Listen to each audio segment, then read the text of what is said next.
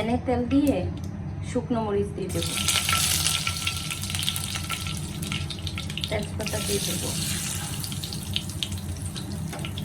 এলাচি দারচিনি দিয়ে দেবো। সামান্য ভাজা হয়ে গেলে পেঁয়াজ কুচি দিয়ে দেব।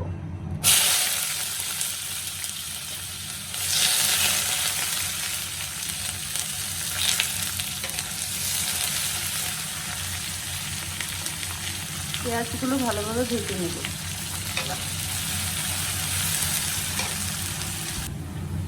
পেঁয়াজ ভাজা হয়ে গিয়েছে, এখন দিব হলুদের গুঁড়া,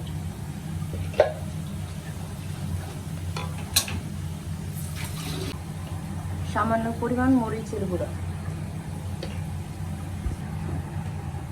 জিরার গুঁড়া,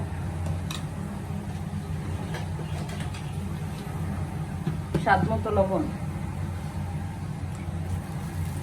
কিছুক্ষণ কষিয়ে নেব।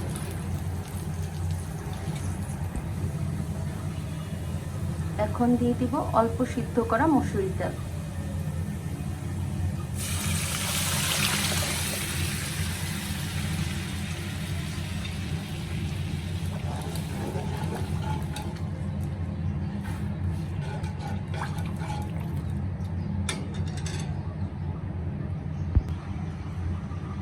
ডালটাকে ভালোভাবে ফুটিয়ে নামিয়ে নেব।